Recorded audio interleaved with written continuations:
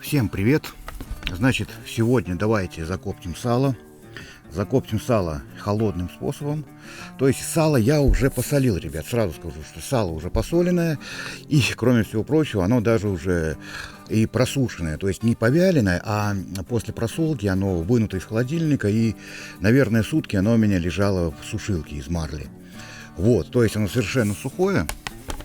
Если мы даже сейчас вот возьмем салфетку, вот, да не катись ты, то посмотрим, что оно совершенно сухое. Вот. От него берется только немножко вот приправы.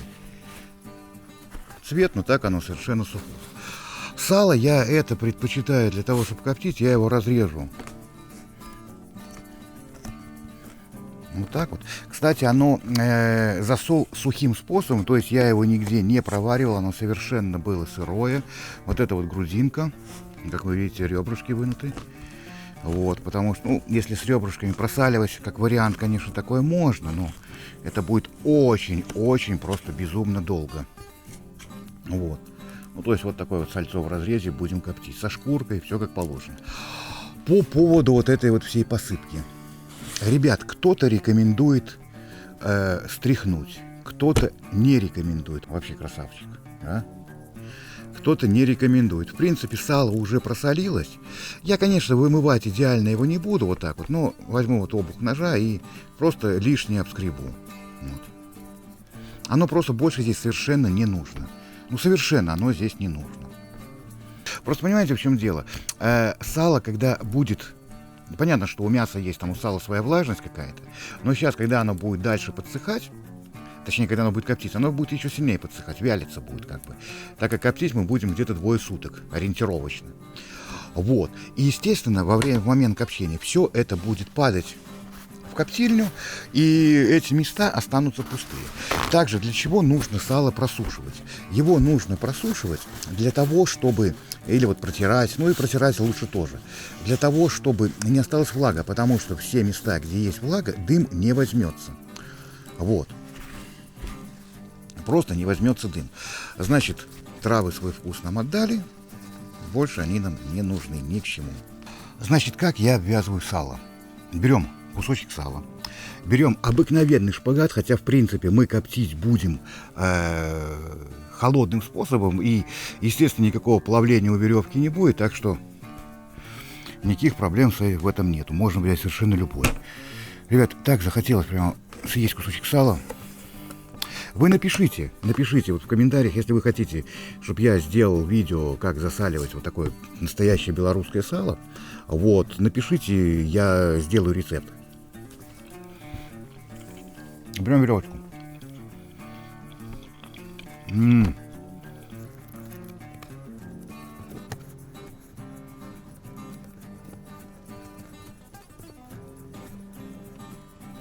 Лишние, конечно, эти веревки отрезаем, они никому здесь не нужны.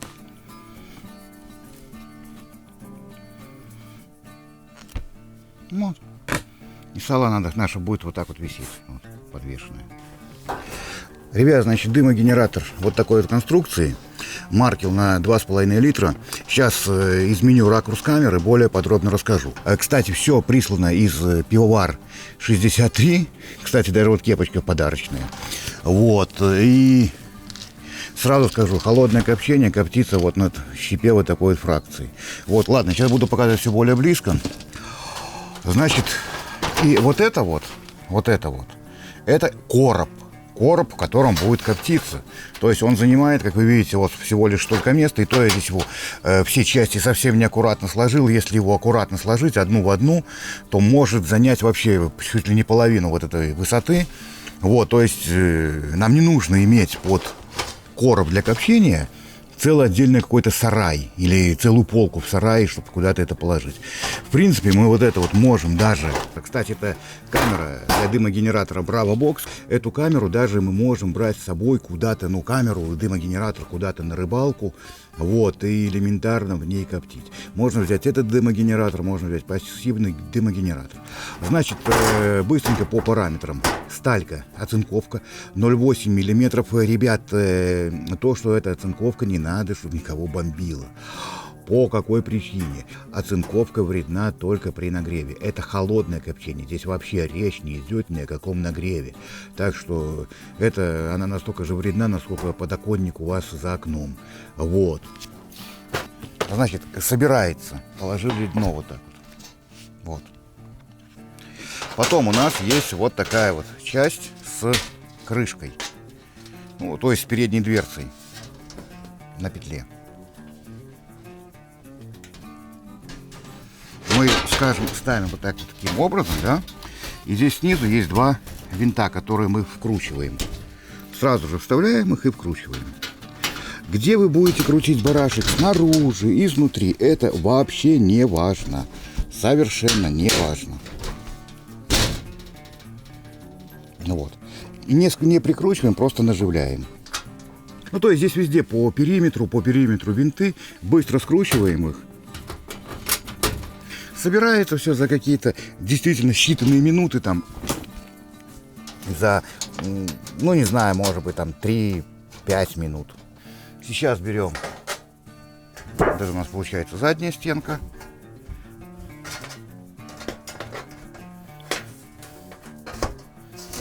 Прикручиваем ее как снизу, так и вот здесь вот.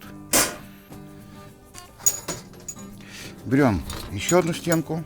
Она уже у нас с отверстиями для дыма, этого не было верхнего. Но сейчас буду показывать. Сейчас все буду подробно показывать. Ну что, ребят, собственно говоря, я все собрал, только я специально не прикрутил верхнюю крышку, для того, чтобы вам было лучше, удобнее показать. Вот. Значит, открывается вот здесь сбоку. Защелка есть. Мы просто открываем. У нас открывается дверца, понятно. Вот, мы видим. Значит, смотрите, вот я специально снимаю сейчас крышку, чтобы вам показать. Кстати, лючка здесь не было для вытяжки. Я его сделал специально. Это специально сделано для того, чтобы у всех разные дымогенераторы, и у всех по-разному может быть эта вытяжка. Вот, может быть, вы вообще решите коптить, немножко приоткрывая дверцу. Вот. В принципе, я сам сейчас уже несколько раз его испытывал и стелю пергаментную бумагу на пол. Все-таки с продуктов может что-нибудь капать. И, собственно говоря, вот сюда вот могут укладываться идущие в комплекте вот такие вот трубочки. Вот, и совершенно забыл. Ну и на трубочки эти, понятно, что могут вешаться крючки. На крючки уже подвешиваются наши продукты. Вот, крючков вы этих можете сами нагнуть из любой проволоки, хоть 1000. Вот. То есть можно также или докупить отдельно, или приспособить какую-нибудь решетку, чтобы ставить там на пол, чтобы ставить в 3 этажа. То есть это уже, я думаю, вы без меня разберетесь. Вот, это и так понятно. Ну, то есть, да, раз, два, три. Вот. По поводу входа дыма, если вы видите здесь два отверстия. Вот. Нижнее отверстие, которое было родное. Я вот здесь насверлил другое отверстие, второе. То есть это нижнее отверстие, оно мне не подходит с моим дымогенератором, поэтому просто берется жестянка, вот, 2 жестянки точнее, с отверстием посередине и винтиком стягивается. Это получается как пломба, то есть я закрываю нижнее отверстие. Дым попадает в центр, снизу, это совершенно не важно. В принципе, я, конечно, первые разы пробовал, коптил через нижнее отверстие. Потом сделал верхнее отверстие. Ребят, это вообще не важно по той простой причине, что дым до того густо заполняет камеру, что снизу он заходит сверху, никакого значения не имеет. И по размерам я совершенно забыл сказать, значит, его глубина у него получается 34 сантиметра, ширина 34. Ну, 34 с малым. Ну, минус стенка, значит, 34. Хотя стенка здесь 0,8. Вот, высота у нас получается 43. Вот. Дверь на защелке. Высота от подвеса до самого низа где-то 30 сантов. Вот, 29,5-30 сантов. Значит, ребят, вот такой вот дымогенератор. Дымогенератор Маркел на 2,5 литра, объем щепы. Вот, то есть площадь задымления у него от вот этого вот маленького кубика вот до 8,5-8,3 куба. То есть это огромная площадь задымления. Вот, автономное время работы на максималочке, вот на этом компрессоре, который идет в комплекте, до 8 часов. Вот, и, кстати, он сделан из нержавейки, где-то 1,5-2 миллиметра стеночка. Вот, все сделано из нержавейки, кроме пробок. Это дерево. Значит, ребят, огромный плюс именно вот этого дымогенератора, то, что он идет сразу же с отстойником для влаги. То есть, понятно, в любом случае в щепе есть какая-то влага. В любом случае, эта влага при горении щепы, так как вот в этой трубе, это просто сплошная труба. Сплошная труба, в которую вставлен, прошу прощения, не показал, вот так вот он вставлен, вот, заборник для щепы. Вот. Кстати, кроме всего прочего, он у меня еще и заправлен. Дымогенератор, вон, можете посмотреть, там щепа лежит даже немножко. Хрен вы видите, да? Ну, то есть она там еще есть, не догорела. Вот. Нижняя площадка снимается, это просто тоже жестянка. Здесь можно прикрутить к к коробу какому-нибудь, он будет стоять под своим весом. Вот, если под углом его прикрутить, то он будет отвисать. Если вы его прикрутите ровно, то он будет стоять. Ну вот, смотрите, вот я даже вот вам показываю. Он по своим весам стоит. Но мне это не надо, я, в принципе, просто его ставлю, и он у меня стоит. Вот, засыпается сверху щепа, закрывается крышка. Естественно, он должен быть собран. Вот это вот устройство, это и есть отстойник. Снизу вот здесь вот было прикручено вот такая вот пробочка, кстати, с силиконовой прокладкой. Пробочка — это отстойник для воды. Но для того, чтобы было легче работать, для того, чтобы было легче сливать воду, вот, так как я сказал, что он у меня стоит на площади, на площадке точнее, вот, то я, и чтобы вода эта вот с сажей не лилась прямо на площадку, где она стоит, я вкрутил сюда уголок на 1/2 дюйма, по резьбе подходит идеально, просто продается в любых хозтоварах. Вот, и пустил через шланг, идет в баночку слив. Вот. Вот эта трубка у нас забирает дым. Это просто штырек для удерживания, для того, чтобы он не крутился, не болтался. Отсюда идет дым. Значит, вот это у нас эжектор идет. Вот, и сюда подключается компрессор, который тоже идет в комплекте, с тройничком, со шлангом. В компрессоре есть регулировка оборотов. Ну, то есть, естественно, скорости подачи дыма. Вот. Пробочки все деревянные. Входит легко. Уже вот сколько он у меня. Ну, наверное, уже 3, наверное, раза или 4 я на нем коптил. Вот, и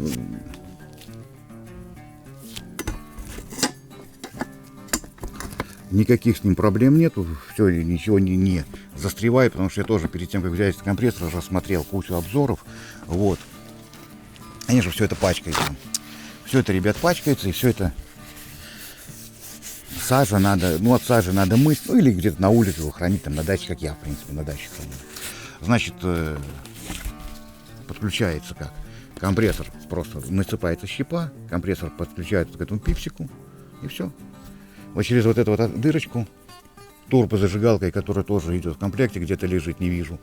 Вот. Ну и любой турбозажигалкой просто поджигается. Если будем поджигать спичкой, это будет очень долго, еще раз, очень-очень долго. Минут 15 даем раскочегариться на максимальных оборотах. Потом сбавляем обороты, и он потихоньку поддает нам дымка. Вот, потому что чересчур задымленность при копчении, ну, по крайней мере, того же сала тоже не особо нужна. Вот, ну как, не то, что не особо, она даже лишняя будет. Чересчур задымленность по той простой причине, что сало у нас будет до того с насыщенным копченым вкусом, или да любой продукт, он будет чересчур насыщенный копченый вкус, и вы выветривать просто заколебетесь. Я вот вместе с салом уже покоптил сыр, положил. Да, при холодном копчении запахи не передаются. Можно коптить разные продукты. Ну, допустим, только сделайте так, чтобы, скажем, если вы коптите рыбу с сыром тем же, чтобы рыба не капала на сыр. Вот. Я сыр прокоптил вместо 2 часов 4 часа. Это была такая задымленность у него дурная, у этого сыра, что я его неделю выветривал. У меня и так ничего не вышло, он был чересчур. Даже я сразу срезал верхнюю корочку с него. Вот, все равно он очень был прокопчен до такой степени, что, ну, просто он уже превратился, перекопчен так вот. Так что тоже надо иметь в виду, что большие мощные обороты нужны только для того, чтобы прокоптить большую площадь. Ну и, конечно, разогнать дымогенератор, а не для того, чтобы у вас было больше дыма. Ну, понятно, если дыма совсем мало, вы немножко добавляете. Все, конечно, зависит от вашего куба, в котором вы коптите, ну, от вашего короба. Вот. Ну что, значит, давайте сейчас приступим. Да, еще нужно сказать, что в комплекте шла... О, нашлась зажигалка, которая шла в комплекте. Нужно еще сказать, что в комплекте шла вот такая вот трубочка. Это силиконовая трубка для того, чтобы мы могли одеть ее вот сюда вот, на выход дыма, и как-то конфигурировать. Ну, пока что мне это не надо. Вот, у меня и так все нормально, но на всякий случай я ее все-таки оставлю, для того, чтобы вдруг когда-нибудь я захочу что-нибудь переконфигурировать, куда-нибудь переставить, как-то переменить, для того, чтобы можно было всем этим пользоваться, ну и настраивать под себя. Давайте сейчас дойдет у меня сало, я пока соберу коптильню. Ребят, пока не начал коптить, пару слов нужно сказать про щепу. Значит, мы можем прийти в супермаркет и купить вот такого вот плана щепу. Вот. То есть вот такого вот помола, так скажем. Мешок порвался, надо аккуратно сыпется. Значит, ну вот ее остатки. Видите, это щепа, имейте в виду, для горячего копчения или для других дымогенераторов. Для этого дымогенератора надо щепа. Вот она в комплекте шла с коптильней. Плюс я еще докупил вот такого вот помола. Вот. Или даже немножко крупнее. Щепа должна быть сухая. Вот у меня 3 баночки. Еще докупал щепы. Это у нас вишня, яблоня, слива. Также в щепу можно добавлять вот такого вот плана концентраты. Ребят, давайте я вам оставлю ссылки. Вы посмотрите более подробно, что то, что я вижу, пересвечивает. Ну, или, может быть, появилось. Вот, они очень сильно ароматизированы. Вот, то есть, мы скажем, можно в ольху. О, ребят, такой концентрированный запах коньяка. Написано коньяк. Вишня на коньяке. Это просто шикарно. И вот это у нас чернослив на коньяке. Ребята, это просто потрясающе. К тому же набивать вот этот дымогенератор, сам столбик, в чем огромный плюс. Мы можем разными опилками. Мы можем начать на ольхе. Мы можем, допустим, добавить немножко аромата сливы и закончить, допустим, на яблоке, что даст небольшую кислинку вот нашему копчению. Конечно, потом оно все выветрится. То есть, я думаю, суть понятна. Я сегодня буду коптить только на ольхе, вот на этой вот.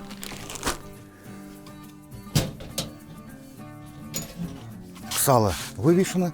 Главное, когда мы вывешиваем сало, ну или любой продукт для копчения, чтобы не касалось друг друга, куски не касались. Вот, вытяжка открыта на максималочку пока что. Ну что, давайте закрываем короб. Температура у нас 24 где-то градуса, но на градус брешет, значит, в районе 25.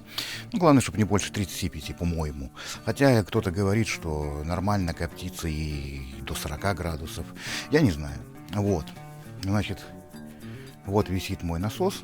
Вот это гриль мой здесь рядом стоит. И, собственно говоря, вот он висит насос. Вот, да, кстати, я забыл показать, кому интересно, вот коробочка от насоса. Ну, в принципе, нормально, насоса вполне хватает. Значит, запускаем насос. Включаем в розетку. Слышите, пошел звук?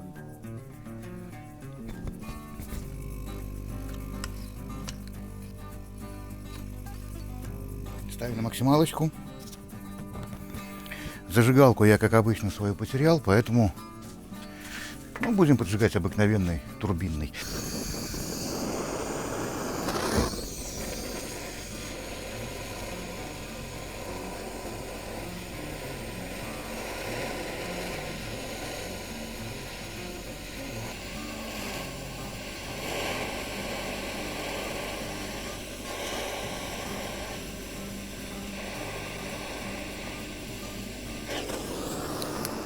Кстати, посмотрите, я заполнил опилками доверху, не опилками, а щепой доверху уже пошел дымок. Что у нас происходит в коптилочке? Ни хрена себе, да, происходит? Вот. Поэтому вытяжка обязательно, просто обязательно нужна вытяжка. Ну что, ребят, значит, я сейчас ставлю у себя таймер, не таймер, а секундомер. И посмотрим, заодно мне интересно, за сколько продогорит вот этот вот полный генератор щепы, это раз. Вот, ну и к тому же надо следить, чтобы, скажем, через 15 минут сбросить обороты. Ну, 10-15 минут, когда он раскочегарится, когда нормальный уголь будет, нормальное тление. Ну что, ребят, прошел ровно час, давайте посмотрим, сколько осталось опилок. Кстати, вот такой вот идет дымок. Температура поднялась на 2 градуса, но она, в принципе, на улице поднялась на 2 градуса. Сам короб совершенно не горячий. Опилки почти что не продвинулись вниз, ну, может, на какие-то миллиметры, но это незаметно. А, кстати, вот колба, ну, она, ну, видите, вот я пальцем не могу к ней прикасаться, она теплая. Вот, конечно, где-то вот здесь вот идет горение, вот в этом месте. Там горячо. То, что я поставил трубку для слива жижи. Видите, сколько воды налилось? Вот. Обороты сейчас стоят минимальные. Ну и давайте, собственно говоря, заглянем в сам короб. Что там происходит. Значит, вот такая у нас задымленность. Ну и в принципе, ну да, маленько видно сало, не хочу вынимать его. Вот. По большому счету, за час уже сало получило вкус. Получило вкус дымка. И если вас цвет не интересует, то сало с копченым вкусом можно уже есть. Вот. Но если нас интересует нормальное прокопченное сало, то пускай он постоит, как я и хотел, 2 суток. Ребят, ну значит, прошло 4 часа, поставил баночку такую вот.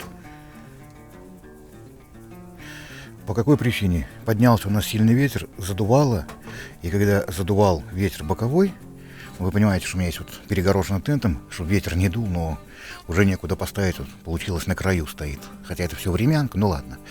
Вот, и когда задувал ветер, то начинало прямо отсюда выдувать дым.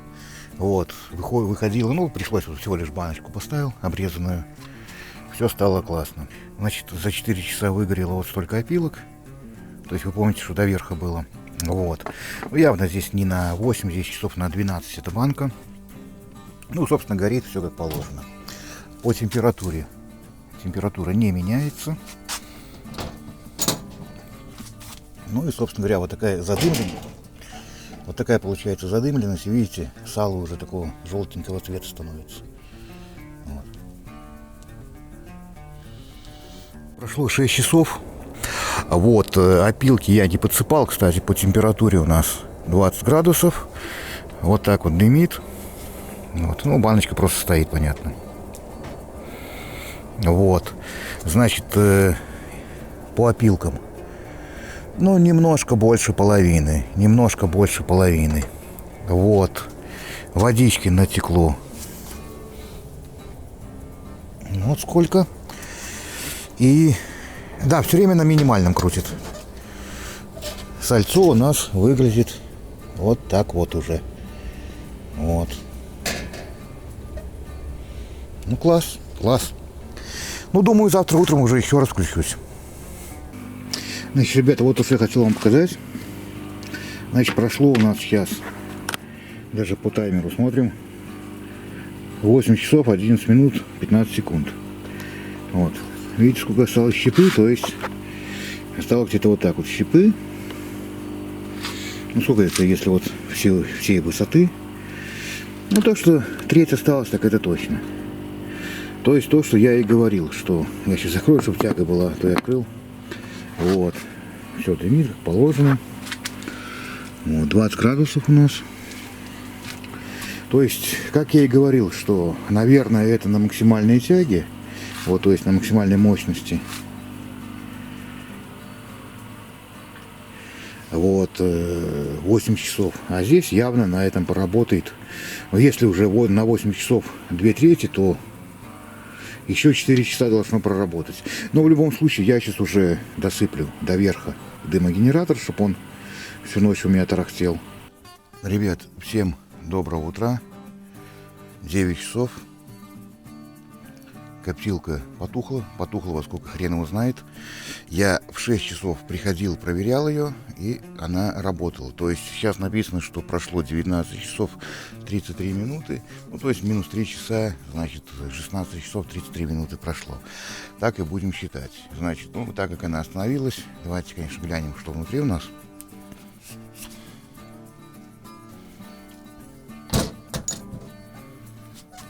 Ну, собственно говоря, сальцо у нас вот в таком вот виде.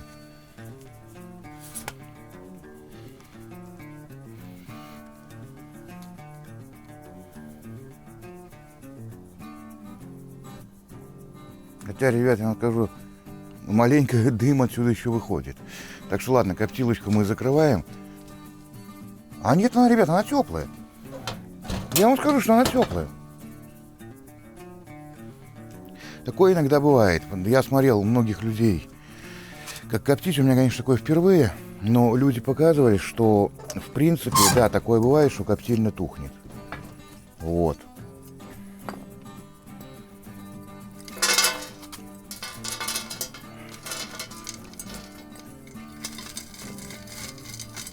Но вот здесь горячий он. Вот здесь трудно рукой держать. То есть он погас, может быть, от силы полчаса назад максимально. Так, это оставляем в сторону. Сейчас, конечно, явные угли придется выбрать вручную. Ну, что ж поделаешь. Надо же показать.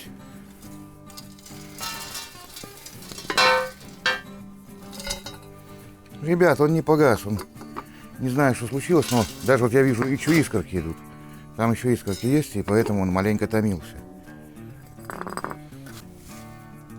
Не знаю, что случилось. Наверное, может, где-нибудь опилки застряли. Ну что, ребят, значит, прошло 48 часов, даже 48 часов 16 минут 10 секунд. Одновременно мой дымогенератор закончил работу. Вот. Там уже вот самый-самый-самый конец. Я здесь проводил различные с ним эксперименты, как раз таки пока коптилось. Просто вышло так, что на второй день у меня выключали свет. Ну, я подумал, почему бы не поэкспериментировать, чисто для своего интереса.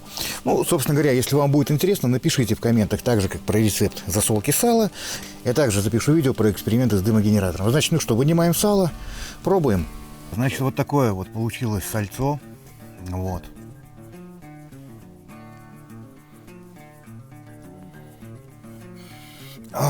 Запах, конечно, пока что еще очень насыщенный.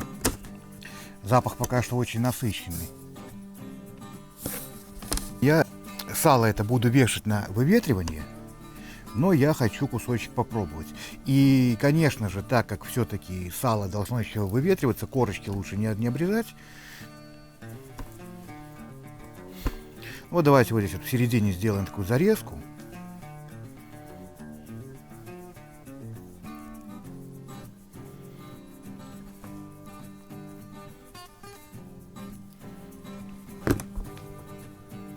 Наверное, вот вам будет видно, насколько пропиталось дымом. Вот.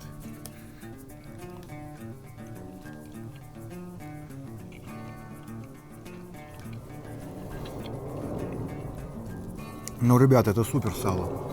Это супер сало. Сейчас вешаю на где-то 2 суток на выветривание. Выветривать буду, ну, собственно говоря, вот здесь вот у меня сквознячок такой.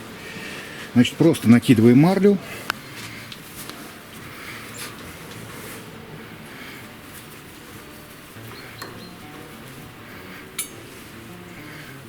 Вот так вот. Получается такой мешок. Никакой жук туда никогда не залезет. И сейчас вот здесь вот с концов пару прищепок. И все.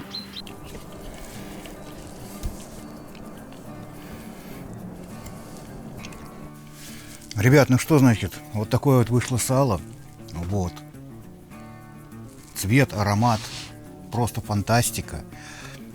Вкус тоже супер. Оно отвиселось 2 суток. Лишний дым ушел, лишний запах дыма. Сало, ребят, просто супер стало. Вот, всем рекомендую попробовать. И гораздо лучше, чем покупное. Ну и, как я уже говорил в начале видео, если вам интересно, напишите в комментах, и я сделаю рецепт засолки сала, так сказать, сало по-белорусски. На этом все. Всем спасибо за внимание. Подписываемся на канал, ставим лайки, делимся этим видео. Все, всем пока и до встречи на канале.